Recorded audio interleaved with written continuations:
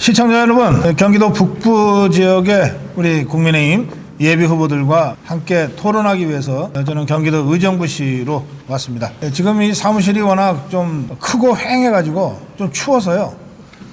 그래서 제가 아미고 패딩을 그냥 입고 제가 진행하겠습니다. 그런데 보시면 아시겠습니다만 우리 포천가평의 김용호 후보는 너무 열이 많이 난다고 해서 그냥 티 하나만 입고 하겠다고 억지로 입힐 수가 없어서 이렇게 진행하겠습니다. 우리 네 분의 후보와 함께 하겠는데요. 오늘 토론은 후보 토론회의 일반적인 형식을 좀 벗어나서 난상 토론으로 진행하려고 합니다. 제가 생각하는 토론 주제가 두 가지가 있습니다. 하나는 이번 4월 10일 있는 총선거를 어떤 구도로 만들어 가야 되는가를 가지고 우리 현장에서 뛰고 있는 후보들의 자유로운 난상 토론을 먼저 진행하겠습니다. 그리고 두 번째는 사실 제가 현장에서 만나본 거의 모든 후보들은 윤석열 정부를 성공시키고 정권 재창출을 하기 위해서 출마했다 그러는데 뭐 저는 그 다 진심의 소리라고 생각합니다만 구체적으로 윤석열 정부를 성공시키려면 그리고 우리 자유파가 정권 재창출을 하려면 지금 우리가 뭘 해야 되는지에 대해서 좀 토론을 좀 진행하려고 합니다.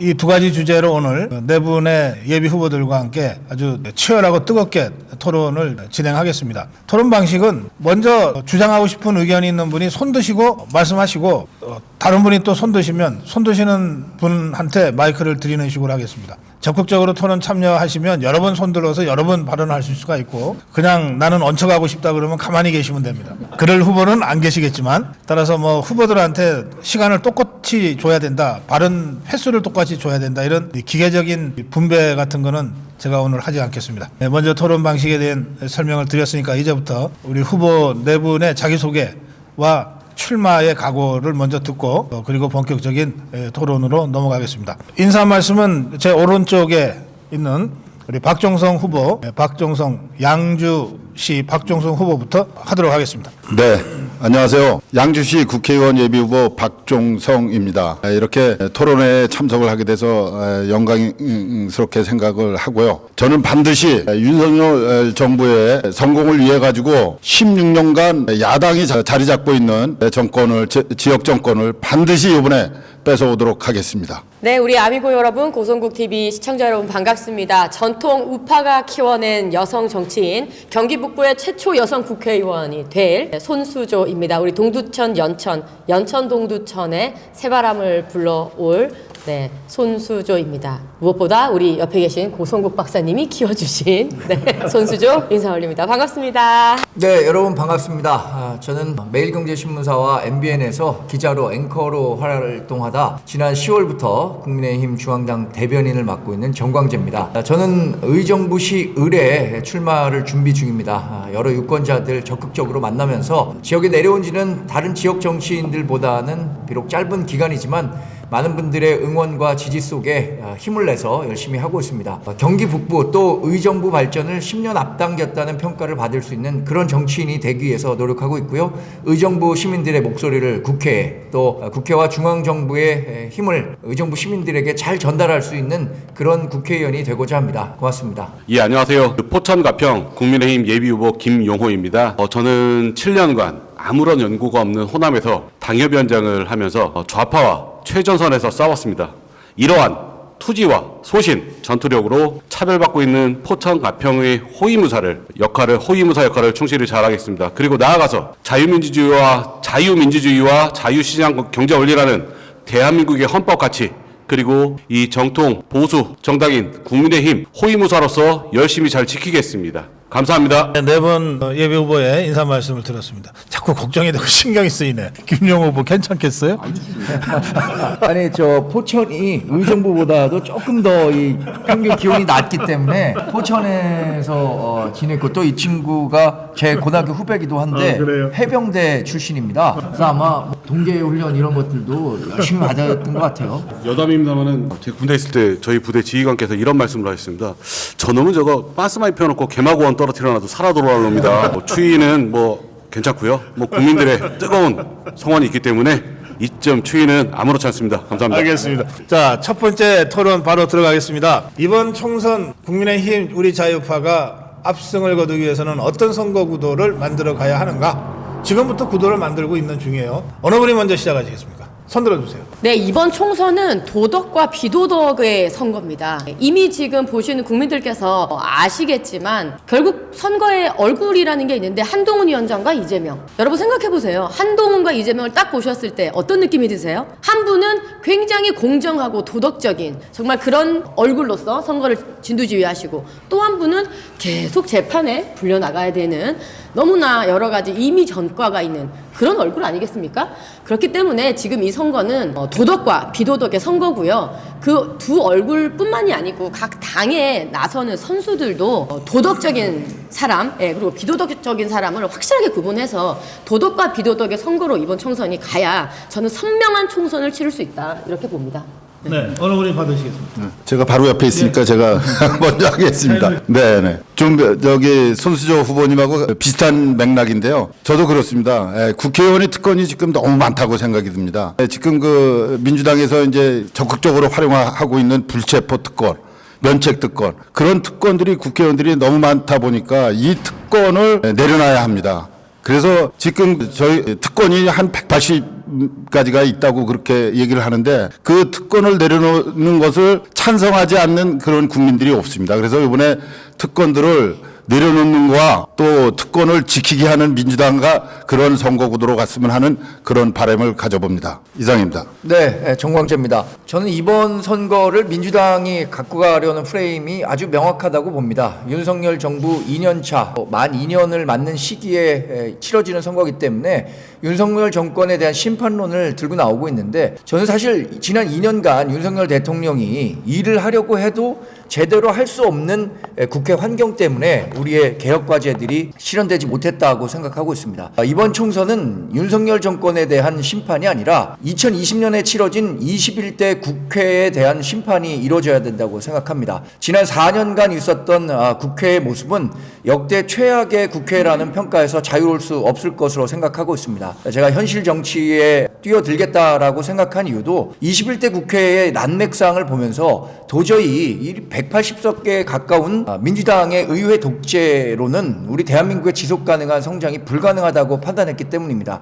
또 하나는 지금 한동훈 위원장이 얘기하고 있는 386 특권, 기득권, 운동권 세력에 대한 심판이 있어야 된다고 생각합니다. 제가 정치를 처음 시작하고 첫 인터뷰에서 386 세대들의 생계형 정치를 종식시켜야 대한민국이 발전할 수 있다고 얘기를 드렸는데 마침 한동훈 위원장도 그런 맥락에 있다는 말씀들을 하고 있습니다. 386 특권화된 86 세대들의 기득권 정치 이 부분에 대한 준엄한 평가가 4월에 이루어져야 된다고 생각합니다. 제가 말을 길게 하면 괜찮습니다. 포천화평 김용호입니다. 지금 뭐 손수조 후보, 박정성 후보, 정광재 후보 세 분이 말씀하신 거 다 동의합니다. 근데 결국 이제 핵심적인 싸움은 수도권에서 그 박빙의 승부로 승패가 결정되는 이곳입니다.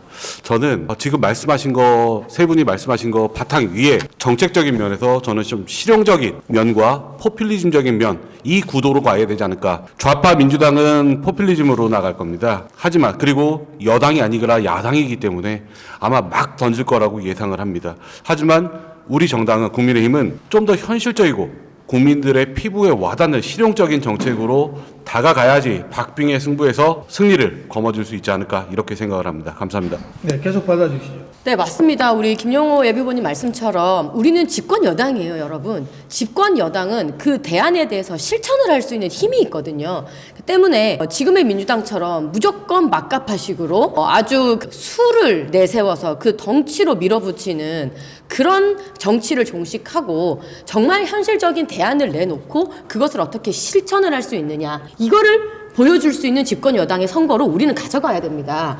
그래서 지금 여러분 보셨듯이 뭐 노란봉투법도 그렇고 여러 가지 뭐 간호법이라든지 여러 가지 거부권을 대통령께서 거부권을 행사할 수밖에 없는 그런 법안들을 밀어붙였던 민주당이잖아요. 계속 윤석열 대통령의 다리를 붙잡고 국정을 붙잡아서 뭔가를 하질 못하게 만드는 민주당이었는데 그런 말도 안 되는 정치를 종식시키고 이제는 현실적인 대안과 실천으로서 정말 국민들의 민생의 삶을 보듬어 줄 수 있는 그런 정치를 할 수 있도록, 그런 정책을 할 수 있도록 집권 여당에 힘을 실어주는 그런 이번 총선이 돼야 되겠습니다. 안 그렇습니까? 네, 저는 또 이 지역적인 거를 좀 말씀을 드리려고 합니다. 이 경기 북도 분도론에 대해서 좀 말씀을 좀 드리려고 합니다. 사실 여기 오늘 그 나오신 그 후보님들이 전부 경원서 축 라인입니다.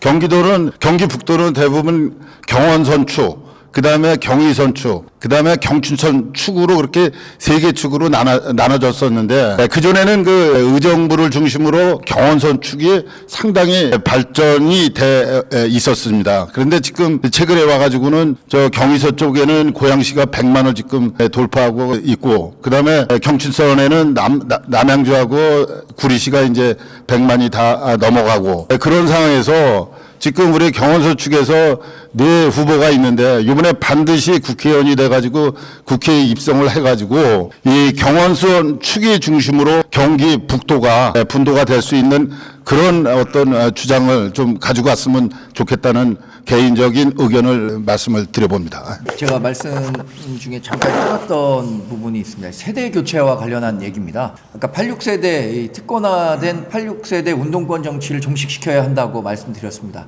86세대가 처음 우리 정치 전면에 등장한 게 1996년, 2000년 선거입니다. 지금으로부터 거의 30년이 지났습니다. 386이 486 됐고요. 지금은 586을 거쳐 686이 됐습니다. 그런 과정에서 사실 뭐 민주화의 공은 운동권 세력 일부가 독점했던 게 아닙니다. 모든 우리 동료 시민께서 함께 했던 성과인데 그 부분을 자신들이 독점하고 권력을 나눠 가짐으로써 지금까지 대한민국 정치를 좀먹어왔던 게 사실입니다. 저는 사실 이런 생각을 갖고 있습니다. 우리 97세대 이후의 세대들이 우리 정치 전면에 등장해야 하는데 물리적으로 86세대라는 분들이 일종의 댐을 만들어 놓고 고인물을 만들어 놓고 있는 겁니다. 물도 고이면 썩는다고 합니다. 이 86세대들에 대한 4.10 총선에서의 역사적인 평가를 마무리해야 한다고 생각하고요. 또 하나 말씀하신 경기 분도와 관련해서도 계속해서 저도 말씀을 드릴 수 있도록 하겠습니다. 좀 전에 이제 정광재 후보께서 86세대 말씀을 하셨습니다. 그리고 그 전에 이제 물론 민주화 세대가 있습니다. 민주화 세대에 대해서 과거에는 미안한 마음을 가졌다라고 해서 그분들에 대해서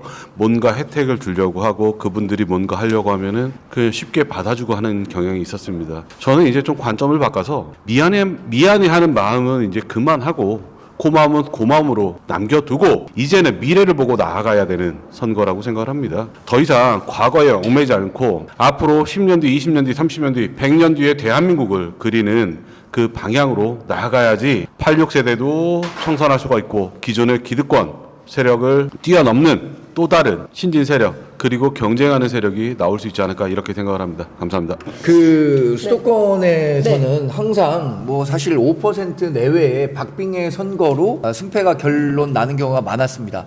지난 21대 국회의원 선거도 사실 우리 정당과 민주당이 가진 전체적인 득표율 차이는 180대 110이라는 이렇게 압도적인 차이로 연결되지 않는 구조였는데 다만 우리가 이 소선거구제라는 정치 제도를 갖고 있기 때문에 굉장히 큰 의석수 변화로 이어진 건데 저는 이 박빙 지역에서 우리 정당이 승리하기 위해서는 그 박빙 지역에 맞는 정책들을 우리가 집중적으로 공약으로 내세워야 한다고 생각합니다. 우리 지금 정당이 부진한 서울, 경기, 인천 이른바 수도권이라고 하는 지역에 대해서 지금 한동훈 비대위원장의 행정체계 개편, 수도권 행정체계 개편을 굉장히 중요한 정책 과제로 공약으로 내세우고 있습니다. 이 부분에 대해서 우리 경기 북부 지역에 출마하는 사람들이 확실한 비전을 신뢰하고 그 부분에 대해서 적극적으로 유권자들에게 우리의 의견을 알리는 노력이 필요하다고 생각합니다. 예, 맞습니다. 지금 이제 우리가 이번 총선을 어떤 구도로 치러야 되느냐 이 주제로 얘기를 하고 있는데요.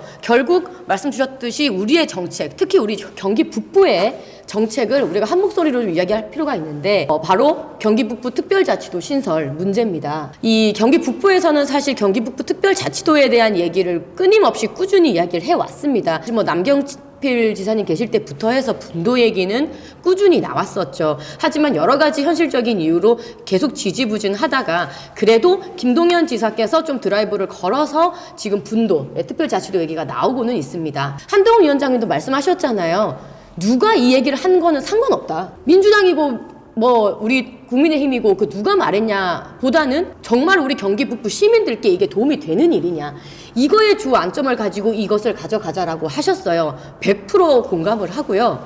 물론 이제 수도권의 메가시티론도 중요하지만 메가시티와 이 우리 경기 북부 특별자치도의 이야기가 상반된 것이 아닙니다. 같이 충분히 이야기할 수도 있고, 이 경기 북부 특별자치도 분도의 이슈에 있어서 우리 모두가 원합니다. 그렇지 않습니까? 원하는데 제가 생각하는 가장 큰 핵심은 바로 규제 철폐입니다. 지금 수정법이라는 수도권 정비계획법이 거의 제 나이만큼이나 된 낡은 법이거든요. 우리 경기 북부가 수도권이란 그 이름 아예 오히려 역차별받아서 많이 발전하지 못하는 부분이 있어요. 그래서 이 수정법 개정이라든지 규제 철폐 부분이라든지 특별자치도까지 나아가는, 분도를 넘어서 특별자치도까지 나아가는 부분에 있어서 우리 의양동 그리고 포천 경기 북부 후보가 다 같이 정책적인 어떤 측면에서 같은 목소리를 내는 그런 선거를 했으면 합니다. 예, 그 경기 북도론하고 메가시티 그 부분에 대해서 정리해야 할 부분이 필요합니다. 왜 그러냐면은 경기 분도가 구리시도 포함이 되고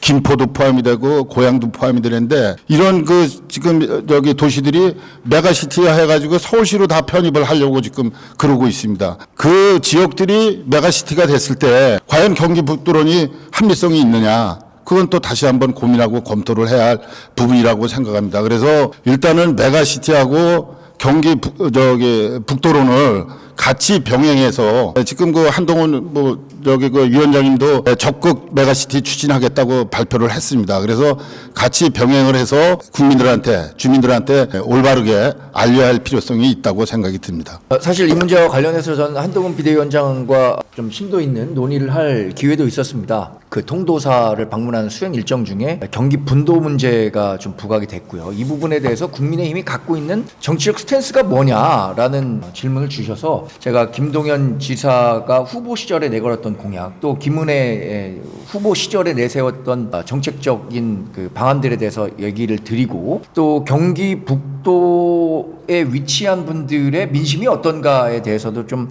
설명을 드렸습니다. 최근에 북경기 신문에서 조사한 여론조사 결과 보니까 의정부 시민의 60% 이상이 경기 분도는 반드시 필요하다라고 응답을 했습니다. 나머지는 뭐 관심 없다, 잘 모르겠다라는 의견들이 대부분이었는데, 경기 북부 지역이 굉장히 경제적으로 낙후됐다는 사실은 많은 분들이 공감하고 있을 겁니다. 경기 북부 지역은 우리나라의 안보 때문에 희생한 측면이 굉장히 강하죠. 의정부 역시 마찬가지입니다. 군사 보호구역이 굉장히 많이 규제를 받고 있고요. 얘기하시는 수도권 정비계획법, 이런 부분들 때문에 중복된 규제 때문에 경기 북부가 발전하기 어려운 측면이 강했는데, 경기 분도 문제에 대해서 이제 국민의힘이 적극적으로 뛰어들면 정권 내에서도 분명히 실현 가능하다고 보고요. 이와 함께 분도와 함께 반드시 이 수도권 정비계획법에 대한 규제 철폐가 있어야 경기 북부의 자족성을 높이고 경기 북부가 새로운 대한민국의 성장 동력이 될 수 있도록 하는 노력이 필요하다고 생각합니다. 조금 한 가지만 짚고 넘어갈게요. 우리 박종성 후보님 말씀 주신 그 메가시티 부분과 그거에 있어서 김포 있지 않습니까, 여러분? 김포는요, 김동연 지사가 경기 북부 특별자치도 드라이브를 걸 때부터 이미 서울 편입은 꾸준히 얘기가 나왔던 부분입니다.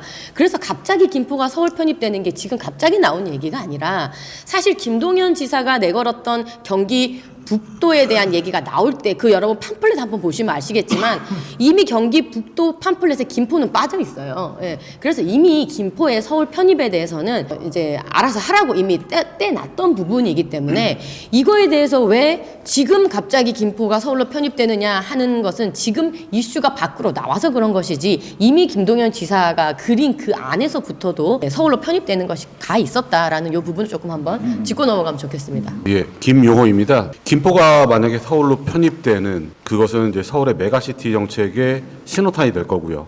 그렇게 된다면 서울의 주변을 둘러싸고 있는 위성 도시들이 아마 서로가 다 서울로 편입되기를 희망할 거라고 생각을 합니다.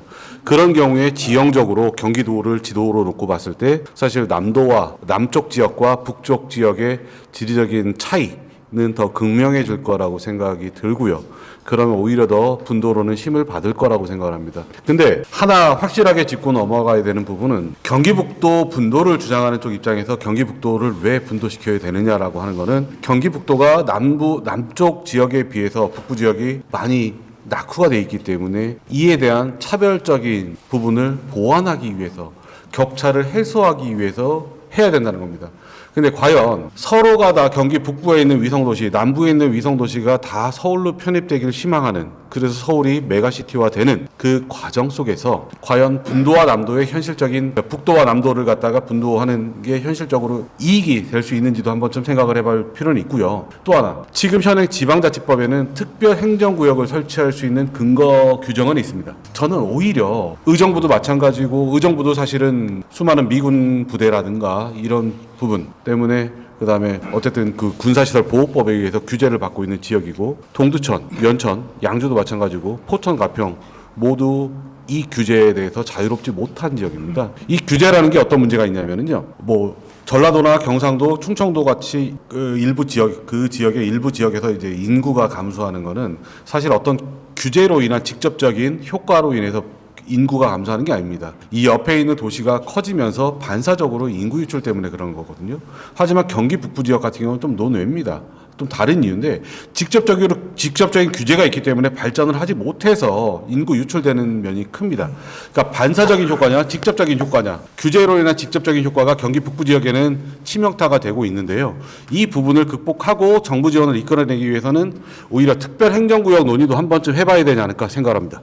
예, 제가 진행을 안 하고 토론을 해봤는데 재밌네요. 앞으로 제가 사회 안 보고 이렇게 난상 토론하는 걸 가끔 좀 해야 되겠습니다. 근데 이제 우리 후보들한테 맡겨두니까 역시 지역의 핵심 관심, 핵심 이슈로 자연스럽게 논의가 모아지고 있는 것 같습니다. 그러니까 이 지역, 경기도 북부 지역의 입장에서는 서울과 인접해 있는 일부 도시의 서울 편입론이 한편에 제기되는 만큼이나 그럼 우리는 어디로 가야 되나라고 하는 고민들을 깊이 있게 할 수밖에 없고, 그래서 경기 북도 분도론, 이건 사실 한 20년 전부터 선거 때마다 나왔던 얘기인데요. 이게 김동연 브랜드도 아니에요. 하여튼 이 문제에 우리 후보들이 자연스럽게 입장 표명을 하신 것 같습니다. 제가 이렇게 네 분의 토론을 정리하겠습니다. 그러니까 전국적인 수준에서 이번 총선의 선거 구도는 검사 대 잡범과 같은 대결 구도로 가야 된다 이거죠. 네. 검사하고 잡범이 싸우는 거 아닙니까? 네. 검사 대 잡범 구도로 가야 된다. 그걸 도덕과 비도덕이라고도 표현하셨고, 또 586 심판 구도라고 또 이제 표현하셨고요. 네. 어쨌든 전국적인 그 선거 구도는 그렇게 가야 된다. 네. 좌파들은 윤석열 정권 심판 구도로 만들어 가려고 하겠지만, 우리 자유파 입장에서는 2년도 안 된 윤석열 정권 심판하려면 그 전에 4년이나 독재한 의회 독재의 주범 더불어민주당부터 심판하자, 이렇게 되는 것이고, 또 이미 기득권으로 완전히 부패 커넥션에 오염돼 버린 586 세대를 세대적으로 청산하자, 이렇게 되는 것이고, 사람으로는 검사 대 잡범 구도로 가지고 가자, 이제 그렇게 되게 정리가 된 것 같아요. 전국적인 규모로는 그렇고, 그 다음에 선거구도가 전국 규모의 선거구도만 있는 게 아니니까 이 지역으로 와서 보면, 특히 경기 북부 지역의 경우에는 경기 특별자치도, 경기 특별자치 북도라 그래야 됩니까? 경기 북도? 네, 경기 북부 특별자치도. 네, 그런 방식으로 좀 자족적이면서도 좀 발전의 족쇄들을 다 끊어내는, 그리고 특별 지원이 가능한 여러 법제도적인 정비를 통한 경기북도 특별자치도로 가자. 그런데 그 경우에 고양이나 구리나 또 광명이나 일부, 거의 서울권이라고 할 수 있는, 아니 광명 이런 데는 공이 쓰잖아요. 과천 공이 쓰잖아요. 그러니까 서울 생활권이거든요. 그런 지역의 경우에는 굳이 경기 북부 특별자치도로 가자고 할 이유가 없다. 그거는 그들의 그 지역 주민들의 선택에 따라 서울로 편입되는 이런 메가시티로 가도 좋은 것 아니냐. 두 가지가 다 좀 차원을 달리해서 같이 가야 된다. 이런 취지의 말씀을 네 분이 다 공통으로 하셨어요. 지금 토론 중에 김포 얘기가 몇 번 거론됐는데, 그게 그 서울 편입 관련해서 제일 먼저 의제로 이슈로 제의가 돼서 말씀들이 나온 것이기도 하지만, 이 김포시는 사실 세 군데에서 쟁탈전을 벌였던 곳이에요. 인천은 유정복 시장이 500만 인천 메가시티 구상 속에 김포를 굉장히 중요한 전략 거점으로 놓고 그림을 그려왔어요. 또 그런가 하면 김포 시민들의 상당수는 어차피 생활권이 서울권인데 하고 서울 편입을 많이 말씀하셨고, 그런가 하면 경기도 입장에서는 왜 김포만 떼줘야 되냐, 경기 북부 특별자치도라는 분도 논의와 상관없이 경기도 차원에서는 뺏기지 않으려고 하는 그런 생각들이 있어서 굉장히 복잡한 것이에요. 그런데 이런 경우에도 윤석열 정부의 입장은 뭐냐면 지역 주민들의 선택이 제일 중요하다는 겁니다. 김포 시민들이 뭘 원하는가가 제일 중요하다. 그런데 현재까지 이루어진 여러 조사를 보면 서울 편입을 김포 시민 다수의 시민들이 원하고 있는 것으로 확인이 되고 있습니다. 좀 더 정밀한 여론 수렴 절차는 앞으로 더 거쳐야 되겠습니다만, 자, 이 정도로 정리하고요. 이제 두 번째 토론 주제로 가겠는데, 꼭 이 주제, 조금 전에 이 선거 구도와 관련해서 깜빡했는데 내가 이 얘기만 해야 되겠다 하시면은 마지막 한 번씩의 기회는 드리겠습니다. 그럴 분 계신가요? 한 가지 더 짚고 넘어갔으면 좋겠는 게 박종석 후보님 말씀하셨던 특권 내려놓기입니다. 특권 내려놓기는 선거 때마다 나왔습니다. 제가 27 처음 19대 총선 나왔을 때도 특권 내려놓기 막 판넬 들고 율동도 하고 막 부산에서 그렇게 했었는데요. 하지만 매번 안 됐었죠. 그런데 이번 총선은 한동훈 비대위원장을 위시해서 우리 국민의힘이 이 특권 내려놓기를 아주 강하게 드라이브 걸고 있습니다. 그리고 모든 후보들이 같이 목소리를 내고 있고요.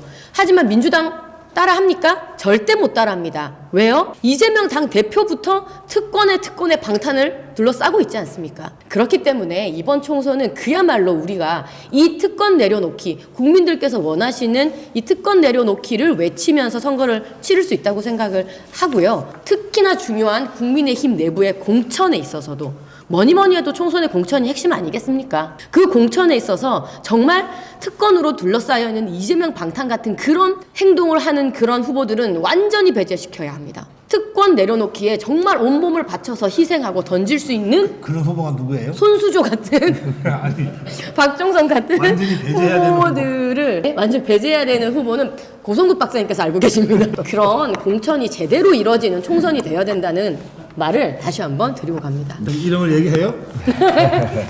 저는 아까 이재명 민주당 대표에 대해서 뭐 잡범이라고 얘기를 하셨는데, 이재명 대표는 두 가지 지위가 있는 거죠. 잡범이면서 중대 범죄 혐의자죠. 과일값 법인카드로 결제했다는 의혹을 사고 있고요. 부인이 법카로 초밥 사 먹었다는, 뭐 이건 거의 뭐 사실로 드러나고 있는 거고요. 그래서 이번은 그 정의와 불의의 싸움이다. 또 하나는 우리는 선민 후사를 주장하고 있습니다. 국민의힘은. 그러나 이재명은, 그러니까 사당화된 민주당은 선사 후민을 얘기하고 있습니다. 그러니까 이 부분에 대해서 유권자 여러분들이 명확히 판단하실 수 있을 거라고 생각하고 있습니다. 두 번째 주제는 윤석열 대통령을 성공시키고 2027년 정권 재창출을 하기 위해서 우리 국민의힘이 또 자유파가 지금 뭘 해야 될 것인가, 이런 주제입니다. 누가 먼저 시작하시겠습니까?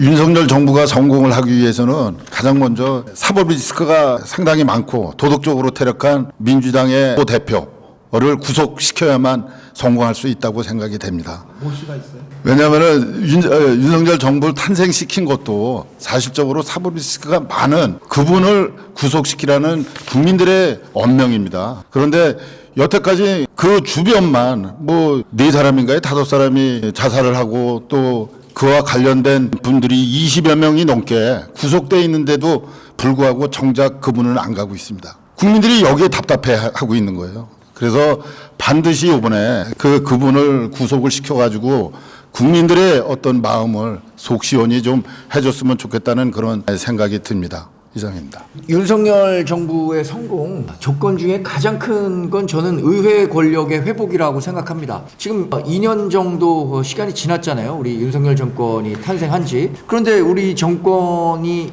추진하고자 하는 정책 제대로 추진된 게 없습니다. 그것은 입법으로 정부 정책이 지원돼야 하는데 입법기관인 국회에서 윤석열 정부가 추진하려고 하는 정책들을 모두 막아서고 있는 겁니다. 일부 좀 이렇게 다른 방법, 그러니까 시행령을 고쳐서 우리가 펴고자 하는 정책들은 실현이 될 수 있겠지만 입법의 기능 지원 없이는 윤석열 정권이 추진하려고 있는 개혁 과제들 성공시키기가 어렵습니다. 그렇기 때문에 윤석열 정권의 가장 성공 조건은 이번 4.10 총선에서 국민의힘이 과반 정당 또는 적어도 제1정당이 되는 겁니다. 여기에 나와 계신 분들을 포함해서 우리들이 당선되면 과반 정당 될 수 있습니다. 그러나 우리들, 그러니까 이 격전지라고 꼽히는 수도권 험지에 출마한 우리들이 낙마하게 된다면 윤석열 정부의 성공을 돕기 위한 의회 권력 회복 어렵다고 봅니다. 그러니까 윤석열 정부를 성공시키기 위해선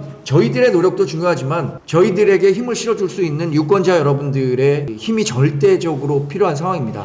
그렇기 때문에 저희가 지금 열심히 뛰고 있는 거고요. 의회의 회복이라는 정광재 후보님의 말씀에 전적으로 동의합니다. 21대 국회는요, 죽은 국회입니다. 일하지 않은 국회예요. 다시는 이런 21대 국회 같은 의회가 있으면은 우리나라 정말 불행한 일입니다. 그래서 이번 총선 여러분 너무 중요합니다. 윤석열 대통령, 윤석열 정부의 성공이라는 것이 그분 한 분의 성공을 말하는 거 아니잖아요. 이 대한민국의 존폐가 달려있고 이 대한민국이 앞으로 어떤 방향으로 나라가 어떻게 될 것이냐라는 이 정말 절체절명의 문제가 걸려있는 선거가 바로 이번 총선인 것입니다. 여러분, 민주당이 절대 다수로 말도 안 되는 김의겸이나 윤미향이나 이런 사람들이 국회에 들어와서 어떤 횡포를 벌였는지 여러분 똑똑히 보셨잖아요. 이런 국회 다시 만드실 겁니까? 대한민국 정말 앞으로 힘들어집니다. 때문에 제대로 된 국회의원이 정말 국민을 대표하는 것에 부끄럽지 않은 그런 국회의원이 의회에 들어가는 의회를 회복을 해야 됩니다. 그런데 지금 민주당 보십시오, 여러분. 실형을 받은 황운하 의원 같은 사람이 국회의원, 국민의 대표라고 적격 판단을 받고 있습니다. 친명이냐 비명이냐, 친문이냐 비문이냐 이런 거에 따라서 국회의원 적격 부적격 공천 심사를 하고 있어요. 이것이 1차 심사니까 문제가 없다? 1차 심사 못하는데 2차 심사, 본심사 어떻게 잘합니까? 그래서 이런 민주당은 정말 간판 내리게 만들고 종식시켜야만이 대한민국이 정말 제대로 갑니다. 대한민국 의회 정치가 제대로 살아야 이 정부가, 이 나라가 살 것 아닙니까? 그래서 윤석열 정권의 성공이라는 것이 결국은 우리 대한민국의 성공이 달려있는 문제다. 정말 말도 안 되는 국회의원은 절대 의회에 집어넣지 않는 그런 선거를 여러분 반드시 치러주십시오. 지난 2016년도에 박근혜 대통령께서 탄핵당하시고 2017년도에 문재인 정권이 들어섰습니다. 그때 저는 그 5년 동안 대한민국의 헌법 가치라는 것이 굉장히 많이 훼손됐다라고 생각을 하고 아직도 그 잔재는 남아있고 회복하려면 멀었다라고 생각을 합니다. 그런데 뭐가 문제였을까요? 저는 크게 두 가지라고 봅니다. 원래 이제 좌파들의 특징은 뭐냐면요. 사람을 따라 움직입니다. 마오쩌둥이라는 사람, 예전에요. 김일성이라는 사람, 스탈린이라는 사람을 신격화하면서 움직이죠. 민주당이 이재명처럼 똑같습니다. 하지만 우리 보수정당, 우파정당은요, 가치에 따라 움직입니다.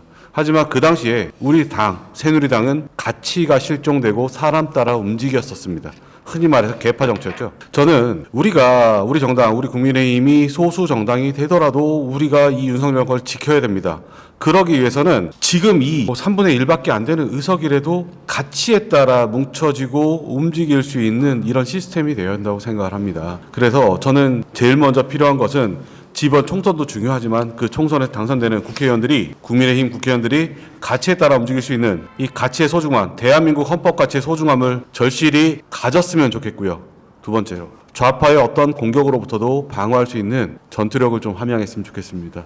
굉장히 낮죠. 예전에 민주당은 100석도 안 될 때가 있었습니다. 그리고 범보수라고 하는 진영에서 200석이 넘을 때도 있었습니다. 하지만 반도 안 되는 국회의원 숫자로 밀어붙일 때 범보수 진영이 속성책으로 당했던 적도 있습니다. 이런 건 되풀이돼서는 안 되겠죠. 두 가지인데요. 하나는 자유민주주의, 자유시장 경제 원리라는 헌법 가치를 소중히 하고, 그리고 좌파의 공격으로부터 방어할 수 있는 전투력. 이게 가장 급선무가 아닐까 생각합니다. 이상입니다. 저는 또 하나 국제 질서와 관련한 말씀을 좀 드리겠습니다. 윤석열 정권 지난 2년간 문재인 정부 5년간 훼손됐던 한미일 공조의 가치를 복원하는데 총력을 다해 왔습니다. 이 한미일 공조의 복원이 얼마나 중요한 역사적 과제였는지는 아마 조금 더 시간이 지나면 평가를 받을 수 있을 거라고 생각합니다. 우리가 국제 질서가 굉장히 급변하고 있습니다.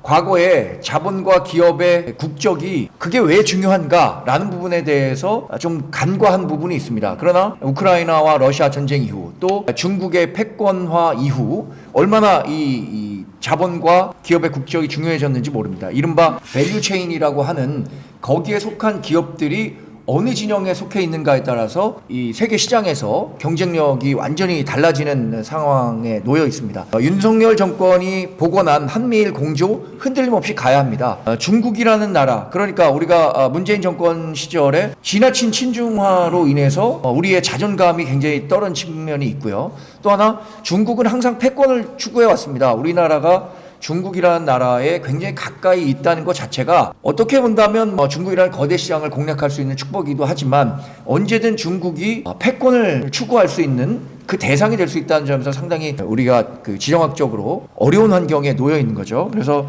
이 한미일 공조 강화해서 우리 대한민국이 지속 가능한 경제적 토대를 마련하도록 하는 것, 그것이 바로 윤석열 정권의 성공을 가져올 수 있는 기반이 될 거라고 생각합니다.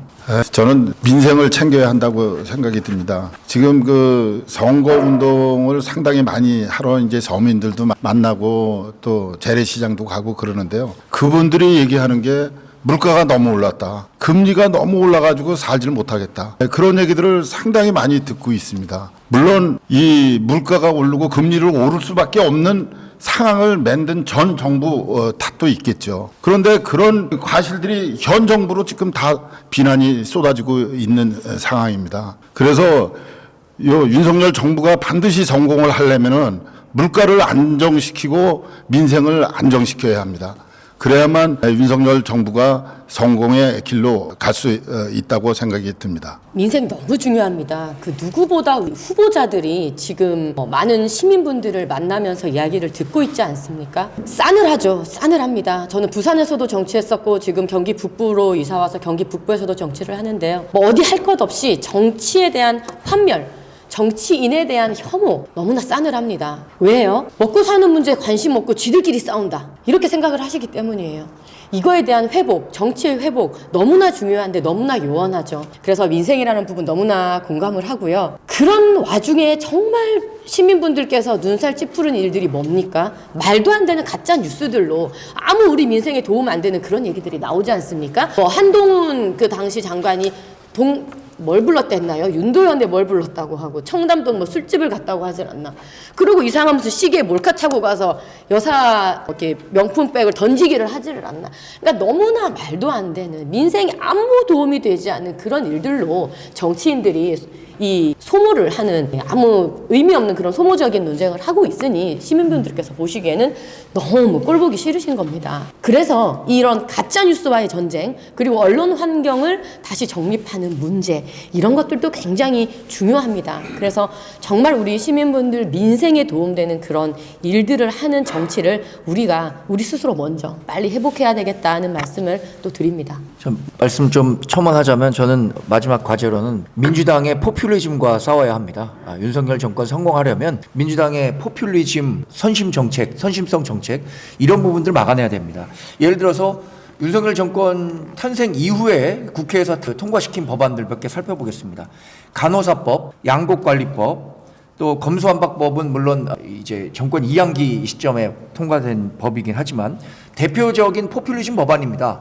양곡관리법이요. 수매가를 일정 부분 보장해 준다는 건 상당히 좋은 정책이죠. 그러나 우리나라의 농정의 근간은 쌀 농사를 좀 줄여서 남아도는 쌀을 좀 줄여야겠다라는 게 이 농정이 추구하는 최고 가치입니다. 대체 농업을 좀 해야 된다는 거죠. 그런데 이 양곡관리법의 내용을 보면 수매가를 전량 수매할 경우에 남아도는 쌀을 더 많이 생산하게 할 수밖에 없는 구조를 만들고 있습니다. 그러니까 조직화된 농민의 일부 표를 받기 위해서 우리 대한민국 전체의 성장 가치를 훼손시키는 포퓰리즘 안 된다는 거죠. 간호사법 역시 마찬가지입니다. 그런 간호사는 많고 의사는 적기 때문에 갈라치면 간호사들의 지지를 받을 수 있다, 이런 정책으로는 우리나라의 보건 정책에 최선을 구하기는 어렵다고 봅니다.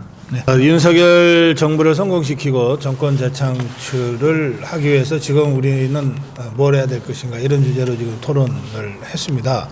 우리 지금 함께 플로어에 계시는 우리 아미고 회원님들하고 또 많이 계신데 시민들하고 제가 질문 기회를 한 번씩 드릴 겁니다. 그런데 후보한테 각각 한 번의 질문을 여러분들이 좀 해주시면 좋겠어요. 그러니까 그거 좀 준비해 주십시오. 나는 누구 후보한테 하겠다. 그거 미리 좀 쳐놓으시면 좋겠어요. 그리고 저는 그 윤석열 정부를 성공시키고 2027년 정권 재창출을 해내는 거가 저희 고성국 TV의 구체적이고 직접적인 목적입니다. 그래서 늘 고민하고 있는데 저는 제 나름대로는 두 가지를 하면 정권 재창출 할 수 있다고 제가 믿습니다. 확신하고 있어요. 첫째는 이재명이 문재인이 잡아놓는 겁니다. 이재명이 문재인이 그 개인만 잡아놓는 게 아니라 그들을 떠받치고 있는 종북 주사파 세력을 완전히 와해시켜야 돼요. 그리고 그들이 장악하고 있는 종북 주사파 진지들을 부숴버려야 됩니다. 그게 첫 번째예요. 그건 못하면 우리가 집니다. 이재명이 문재인이 살려두고 그들을 둘러싸고 있는 저 종북 주사파 진지들을 그대로 놔두고 선거에서 이길 수 있다. 이거는 완전 헛꿈 꾸는 겁니다. 확실하게 잡아놔야 됩니다. 그게 하나고, 두 번째는 아무리 환경이 좋아도 찍을 만한 후보가 없으면은 꽝이에요. 우리가 2년 전에 국민의힘 내부 후보로는 도저히 게임이 안 됐어요. 그래서 최재형 후보 영입하고 윤석열 후보 영입해서 간신히 이겼잖아요. 그러면 2027년에도 또 바깥에다가 눈치 보면서 영입할 사람 고르고 다니겠습니까? 이러니까 불임정당 소리 듣는 거죠. 그래서 우리 내부에서 대권 주작감들을 열심히 키워야 됩니다. 근데 여권은 우리가 집권 세력 아니에요. 집권 세력은 그 대권 주자를 키울 수 있는 여러 가지 그 환경이 좋아요. 뭐 장관을 시켜서 총리를 시켜서 체급을 올려줄 수도 있고, 또 다양한 형태의 행정 집권 경험을 함으로써 컨텐츠를 더 풍부하게 만들어 줄 수도 있고, 또 여러 가지 형태로 그런 중요한 자리에서 일을 하게 함으로써 국민들에게 더 가까이 다가가게 할 수 있는 기회를 줄 수도 있고, 줬는데도 못하는 건 어쩔 수 없지만 아예 안 주고서 뭐 알아서 크는 거야, 이거는 아닙니다. 어느 역대 정권도 정권 재창출을 위해서 후보를 키우지 않은 정권이 없어요. 그래서 저는 두 가지를 하면 된다. 하나는 문재인 이재명과 종북 주사파 세력을 완전히 척결하는 것, 와해시키는 것. 두 번째는 우리 자유우파 진영의 대통령 후보감들을 더 많은 기회를 주고 더 좋은 환경을 조성해서 키워내는 겁니다. 사람이 그냥 큽니까? 날 때부터 큰 사람이 어디 있어요? 다 키워내는 거지. 이 두 가지를 열심히 잘해야 된다고 생각합니다. 2027년 어떻게 되겠지? 절대 그런 식으로 승리가 우리한테 오지는 않습니다. 저는 평소에 그런 생각을 하면서 고성국 TV를 운영하고 있다는 말씀드립니다. 이 두 번째 주제와 관련해서 우리 후보들께서 깜빡했다, 나 꼭 이 얘기는 해야 되겠다 싶으시면 마지막 한 번씩의 기회를 드리겠습니다. 손 들어주세요. 없으시면, 제가 지금 후보들한테 기회 드린 거예요. 없으시면 우리 플로우로 가겠습니다. 후보 네 분 저한테는 질문하지 마세요. 저는 후보가 아닙니다. 후보 네 분 중에 한 분을 이름을 거명하시고 그리고 구체적인 질문을 해주시면 좋겠어요. 조금 전에 우리가 두 개의 주제로 토론을 했는데 이 두 개의 주제와 관계없어요. 상관없어도 돼요. 그냥 지역에 대한 질문 하셔도 되고 개인적인 질문 하셔도 되고 다 어떤 질문이든 좋으니까 질문해 주시기 바랍니다. 손 들어주세요. 장인태 본부장 어느 분한테 질문하실 거예요? 김용호 후보에게 질문하겠습니다. 가평 포천에는 군사보호지역과 상수원 보호지역이라는 것이 있습니다. 그 두 가지 문제로 인해서 지역 주민들에게 엄청난 그 피해를 보고 있어요. 상수원 보호지역이나 군사보호지역은 우리 국민들에게 다 혜택이 가는 그러한 그 문제로 인해서 우리 주민들이 거기에 대한 피해를 많이 보고 있어요. 그거에 대한 문제를 어떻게 해결을 하실 것인지 답변해 주시기 바랍니다. 지금 현재 포천 가평 공통적인 게 이제 군사시설 보호구역입니다. 근데 군사시설 보호구역 중에 지금 군사시설을 보호하기 위해서 이제 만든 건데, 군부대가 이전을 하거나 빠지면서 그 공여지가 된 빈 땅이 된 군사시설이 굉장히 많습니다. 그리고 앞으로도 사용될 가능성이 없는 땅들이 굉장히 많습니다. 이 부분과 관련해서 군사시설에서 제외를 하고, 과거에 이 땅들은 대부분 국가에서 강제 수용으로 됐었습니다.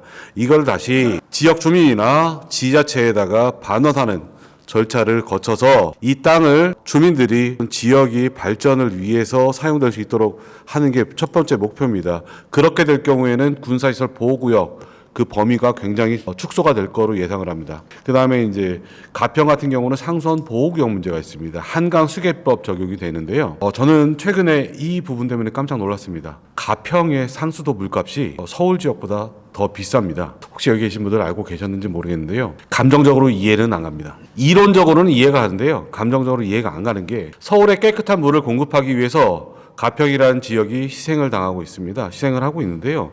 근데 왜 가평에 거주한다고 해서 더 수도값을 내야 되는가? 라는 부분. 여기 계신 분들이 가평에 거주하신다면 굉장히 기분이 나쁠 겁니다. 이 부분을 갖다가 현실적으로 좀 해결을 하려고 합니다. 여기서 구체적인 말씀을 드리면은 또 비난을 받을 수 있기 때문에 제가 배지를 달고 당당히 말씀드리겠습니다. 네, 감사합니다. 네, 다음 분 질문이요. 네, 어느 분한테 질문하시겠어요? 우리 손수조 의원님은 옛날 문재인 그 후보님과 같이 붙던 분이잖아요. 근데 이제 부산에 사시다가 이제 경기 북부로 오시다 경기 북부 어디로 지금 했습니까? 제가 늦게 와가지고 모르는데. 저는 동두천에 지금 살고 있습니다. 동두천에요. 아이고 반갑습니다. 근데 이제 전체적인 그 문제인데요. 저는 이제 고향이 경북 상주예요. 근데 상주에도 오늘 초등학교 친구들도 아주 이재명이를 좋아하는 사람이 있어. 근데 또 호남의 친구들도 많은데 대학교 친구. 호남에 보면은 무조건 하고 이재명이야. 우리 이제 정치를 하다 이제 저는 뭐 처음 안 해봤지만은. 저는 소방공무원을 35년 했어요. 느끼는 게 우리나라 사람들이 왜 그런가. 호남 사람들은 무조건 이재명이만 좋아하는 거야. 그냥 당만 보고. 우리 고 박사님이 더 잘 그런 거 많이 봐서 알겠어요. 왜 우리 국민성이 그런가요, 이게? 질문이 그거예요? 예, 예. 네, 알겠습니다. 자, 손수 후보 답변해 주세요. 제가 그 국민성에 대해서 답을 하면 되는 건가요? 네.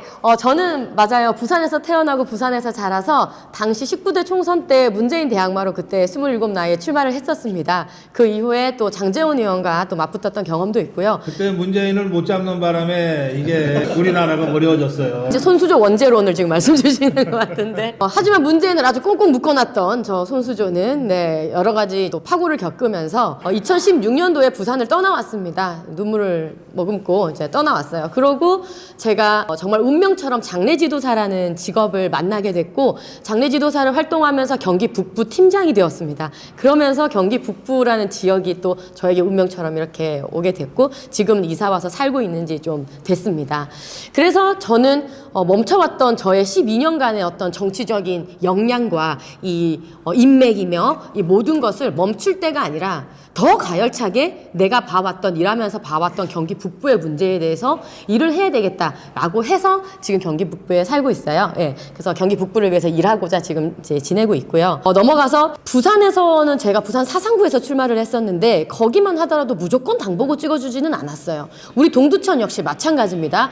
부산 사상도 낙동강 벨트라고 해서 약간 당세를 따지자면 반반인 지역이었고요. 동두천도 사실 윤석열 대통령 후보가 당시 졌습니다.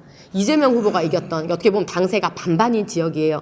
그래서 제가 겪었던 지역은 무조건 당이라고 해가지고 무조건 찍어주는 지역은 아니지만 지금 최근에 제가 10여 년 동안 쭉 정치권의 현실 정치를 하면서 느꼈던 것은 점점 당이라고 해서 무조건 찍어주지 않는다. 여러분 지난 지방선거 한번 생각해 보세요. 교차 투표가 굉장히 많이 일어났습니다. 그러니까 당은 이쪽을 찍었지만 시장은 또 오세훈을 찍었지만 구의원, 시의원은 또 다른 사람 보고 찍는 점점 사람 보고 찍는 그런 교차 투표도 많이 일어나고 있다고 보여져요. 그래서 어떤 지역성이나 그런 국민 당 보고 무조건 찍는 국민성이라고 하는 것은 우리가 앞으로는 지양해야 되겠죠. 그러기 위해서는 후보 각각의 개인 플레이어들이 정말 그 성심성의껏 진심으로 다가가야 한다. 그것이 가장 본질적인 것이 아닐까요? 약간 우문현답처럼 됐나요? 예, 박사님께서 요청을 드리겠습니다. 자, 다음 질문이요. 정광재 의정부 시을 국회의원 예비 후보님께 이제 간략하게 질문하겠습니다. 여기에 이제 출마하시면서 의정부를 많이 파악하셨을 것 같은데요. 의정부시의 가장 큰 핵심 이슈가 되는 현안이 있을 텐데요. 압축해서 한 3가지 정도에 대해서 평소 가지고 계시는 생각과 국회의원이 되셨을 때 어떻게 해결해 나가실지 궁금합니다. 네, 제가 출마 선언문을 통해서 약속드린 게 2개 있고요. 또 하나 정도를 더 첨부한다면 순차적으로 말씀드리겠습니다. 첫 번째는 의정부는 출퇴근을 외부로 하는 사람들 비중이 굉장히 높습니다. 그리고 1000인 이상 고용한 사업장이 카톨릭 성모병원 한 곳밖에 없을 정도로 외부에 이렇게 일하시러 다니는 분들이 많은데, 이런 분들의 삶의 질에 가장 큰 영향을 주는 것은 출퇴근 시간입니다. 지금 한동훈 위원장도 교통격차에 대한 문제를 굉장히 강조하고 있는데, 의정부 주민들이 갖고 있는 교통격차 해소, 이게 가장 중요하다고 생각합니다. 제가 제1 공약으로 내세운 게 의정부 교통혁명을 통한 잃어버린 1시간을 시민들에게 돌려주겠다는 것이었고요. 두 번째는 의정부의 자족성이 굉장히 떨어집니다. 재정 자립도가 21%에 불과해서 중앙정부의 교부금이 적게 내려오면 시 공무원들의 월급조차 걱정해야 할 정도로 이 자립성이 떨어지는데, 이 자족도를 높이기 위한 노력이 굉장히 필요하다고 생각합니다. 의정부 면적이 넓지 않기 때문에 대규모 기업들 유치하기가 어려웠습니다만, 미군 공여지 반환이라는 특별한 기회가 있습니다. 그리고 또 혁신산업은 대규모 부지가 필요하지 않은 상황이기 때문에 이 미군 공여지 개발을 통한 의정부의 자족성 제고가 두 번째 저의 공약입니다. 세 번째는 우리 지역 주민들 가운데 이 고산 물류단지에 대한 어려움, 문제점들을 지적하는 분들이 많습니다. 저는 이 고산 물류단지에 대해서 주민들의 동의 없는 물류단지, 그러니까 주민들의 주거 안정권, 주거 환경을 훼손하는 물류단지는 불가능하다라고 보고 있고요. 기존의 많은 후보들이 이걸 백지화하겠다라고만 했는데, 저는 백지화를 넘어서 백지화했을 경우에 의정부 시와 사업자와 여러 이해 관계자들이 안아야 하는 피해가 굉장히 큽니다. 이 피해를 최소화하고 모든 이해 관계자들이 상생할 수 있는 전면 재구성 방안도 마련하겠다라는 말씀을 드립니다. 네. 이제 우리 박정희 후보한테 질문하실 분 한 분만 받겠습니다. 없어요? 네, 제가 질문할게요. 네, 지금 양주시는 이재명 캠프 전체에서 좌장 역할을 하는 정성호라는 자가 거기서 세 번째 국회의원 하고 있죠? 네, 지금 네 번째. 지금 네 번째 하고 있어요? 네. 네 번째 도전입니까? 다섯 번째 도전. 예. 이 자가 이제 겉으로는 나름 균형을 잡는 것처럼 하면서, 그러나 결정적인 순간에 이재명이 어려움에 처했을 때 방향을 제시해주고 뚫어주고 그런 역할을 합니다. 그래서 아주 명실상부한 좌장 역할을 그동안 해왔던 것 같아요. 이 정성호를 잡아야 되는 임무가 우리 박정성 후보한테 1차 있습니다. 공개하면 안 되는 부분은 공개하지 마시고 비밀 병기는 갖고 가셔야 되니까 이 정성호를 잡을 비책을 좀 말씀해 주시면 좋겠습니다.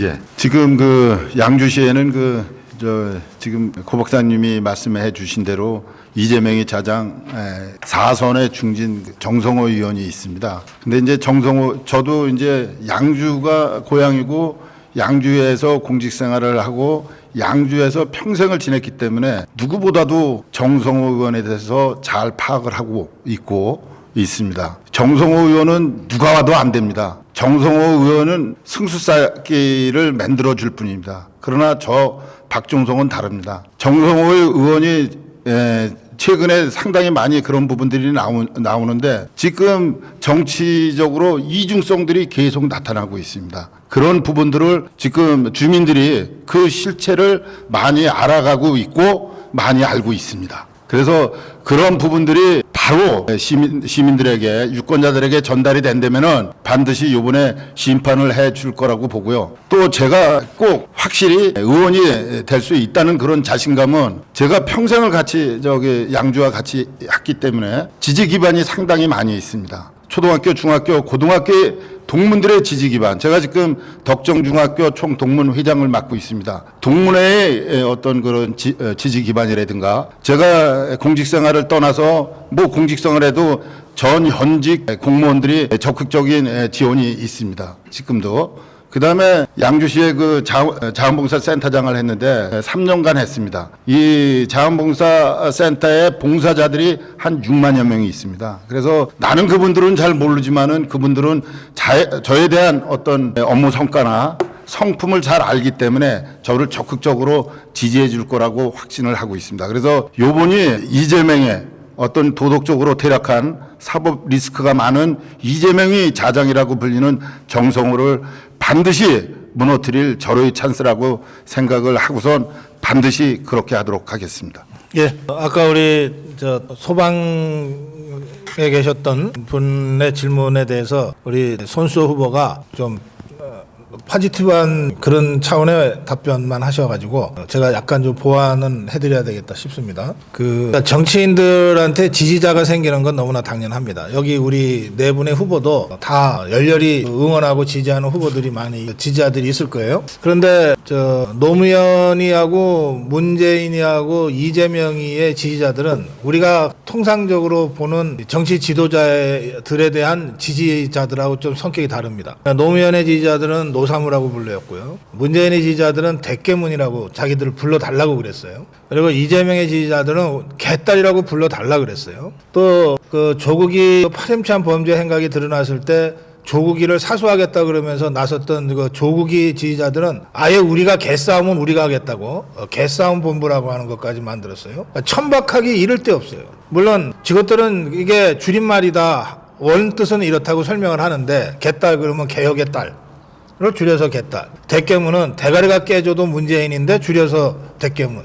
이제 그렇게 얘기를 하는데 그러나 말이라고 하는 게 그렇게 줄이는 과정에서의 그 미묘한 뉘앙스나 어감까지도 다 고려하면서 우리가 용어를 선택하거든요. 그러니까 이 자들은 자기들이 얼마나 천박한지에 대해서는 별로 신경을 안 써요. 근데 이 자들이 결성되는 과정을 보면 자기들끼리 똘똘 뭉쳐야 되기 때문에 누군가 공격할 상대를 정해놓고 모이기 시작해요. 그러니까 누군가 한 놈만 두드리고 편다는 식으로 딱 희생양을 잡아놓고 집중적으로 그걸 공격하면서 자신들의 공동체, 커뮤니티, 정체성들을 만들어가는 거예요. 예를 들어서 이제 거기에 걸려든 사람이 박근혜 대통령. 박근혜 대통령을 공격하면 다른 어떤 것도 다 허용이 되는 그런 대깨문들이 되는 거죠. 윤석열 대통령과 김건희 여사를 공격하는데 더 치졸하고 비겁하고 교활한 수법을 쓰면 쓸수록 개딸들 사이에서는 영웅이 되는 거예요. 그래서 이런 아주 불건강한 확증 편향의 문화는 누군가를 희생양으로 계속 만들어내면서 유지하는 거예요.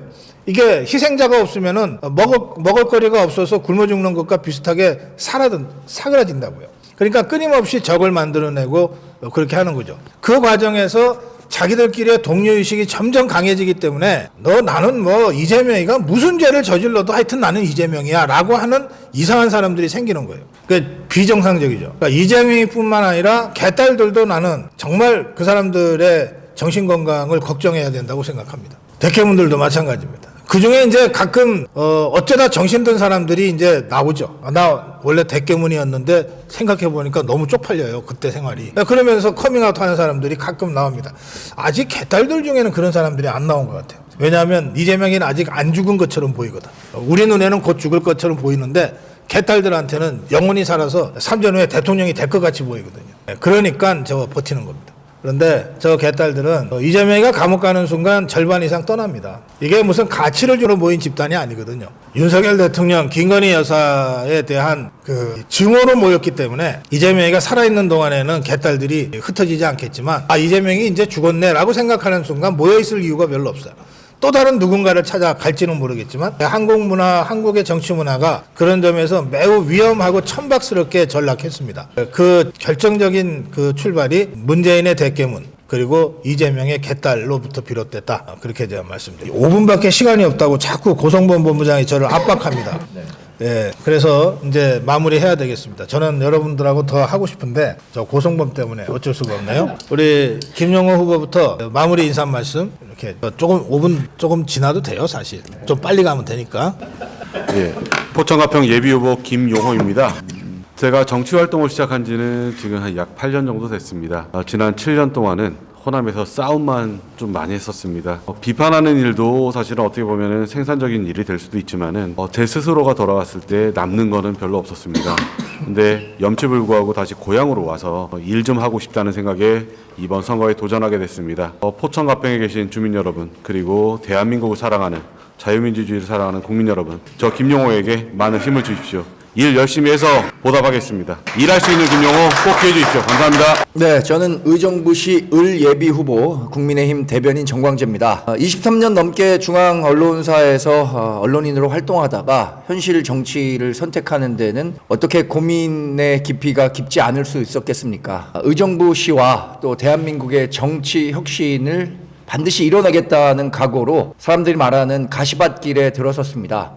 지역에 내려온 지 뭐 불과 6, 7개월밖에는 되지 않습니다만 동생처럼 또 아들처럼 손주처럼 대해주시는 지역 주민들의 따뜻한 시선과 손길 속에 의정부에서 많은 사랑을 받고 있다고 생각합니다. 더 많은 사랑을 바탕으로 의정부 발전과 정치 혁신을 이뤄내겠다는 각오로 뛰겠습니다. 국민의힘 대변인을 맡고 있고요. 의정부시 을 예비후보 정광재였습니다. 고맙습니다. 네, 연천 동두천, 동두천 연천 국민의힘 예비후보 손수조입니다. 지역구가 4개나 되는 거예요? 이렇게 불러보고 저렇게 불러보고. 네, 27의 나이로 당의 또 부름을 받아서 문재인 대항마로 나설 때부터나 지금이나 그 용기와 헌신에 대한 저의 마음은 변함이 없습니다. 네, 또 여러 가지 또 아픔을 겪고 저를 복귀하는 7년이라는 공백기를 거쳤지만 저는 그 쉬는 시간이 너무나 저에게 보배와 같은 시간이었습니다. 많이 부족한 저를 복귀했고 어떻게 하면 조금 더 나아질 수 있을지에 대한 생각을 많이 했던 귀한 시간이었습니다. 장례지도사라는 직업을 하면서 정말 가장 낮은 곳에서 또 많은 시민분들을 경기 북부에서 만나며 제가 느꼈던 이 경기 북부의 소외된 마음, 그런 소외된 현실을 직시하고 어떤 일을 내가 조금 더 가열차게 할 수 있을까 느꼈던 시간들이었는데요. 우리 연천 동두천 연천은 우리나라에서 가장 최접경 지역, 최북단의 접경 지역이고 많이 소외된 지역입니다. 지금은 정말 많이 인구가 줄어서 사실상 공학버스도 없고 시외버스도 없고 출산을 할 수 있는 산부인과도 없습니다. 너무나 많이 열악해진 이 환경 속에서 손수조가 그간에 쌓아왔던 정말 정치 역량을 다 발휘해서 이 지역을 위해서 일해보고자 다시 한번 나섰습니다. 이 멈췄던 시간을 다시 한번 정치의 길에 들어서는 결정이요 쉽지만은 않았습니다. 하지만 저의 용기와 헌신이 우리 시민분들에게 조금이나마 도움이 될 수 있다면 기꺼이 나서겠다는 마음이고요. 저는 3선, 4선 못지않은 중앙의 빅스피커로서 우리 소외된 지역의 목소리를 중앙으로 가져갈 자신이 있습니다. 또한 문재인 대항마로 맞붙었던 그 패기와 열정이 그대로 장착되어 있기 때문에 잘 일하고 잘 싸우는 그런 국회의원이 될 수 있습니다.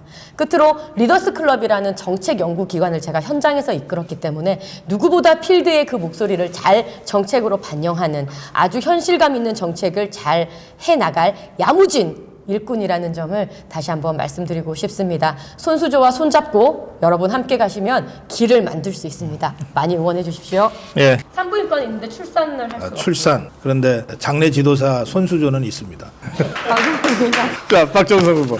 안녕하세요. 양주시 국회의원 예비후보 박종성입니다. 양주 시민 여러분, 제가 국회의원이 되면 윤석열 정부의 성공을 위하고 잃어버린 양주의 16년을 되찾아 양주 보수의 길을 부활시키겠습니다. 아무튼 양주에 산적해 있는 문제들이 상당히 많습니다. 중첩된 규제 반드시 해제하도록 하겠습니다. 또한 여러분들이 몸이 불편하면은 찾아갈 수 있는 종합병원조차 없습니다. 유치하도록 하겠습니다. 아무튼 오직 양주를 생각해서 시민 여러분의 염원을 꼭 이뤄내도록 하겠습니다. 감사합니다. 예, 고맙습니다. 이런 토론 처음 해보시는 거 아니에요? 하실만 했어요? 유익한 경험이었습니다. 제가 이렇게 저는 처음 진행을 해봤는데 후보들의 발언 기회가 확실히 더 많고 또 후보들의 그 진면목을 더 우리 시청자들이 알 수 있는 그런 토론 방식이었다고 저는 생각하면서 이렇게 진행을 했습니다. 예, 오늘 경기도 북부 지역입니다. 경기도 북부 지역. 이 토론이 진행되고 있는 이곳은 의정부 을 지역이죠. 의정부 을의 정광재 후보 사무실입니다. 예, 여기서 의정부 을의 정광재 후보, 또 포천 가평의 김용호 후보, 동두천 연천 동두천 내 손수조 후보, 그리고 양주시의 박종성 후보, 이렇게 네 분과 함께했습니다. 여러분들의 현명한 판단을, 현명한 선택을 위한 좋은 자료로 저희들이 토론회가 잘 진행됐기를 바라면서 박수로 이 토론회 모두 마무리하겠습니다. 고맙습니다. 고맙습니다.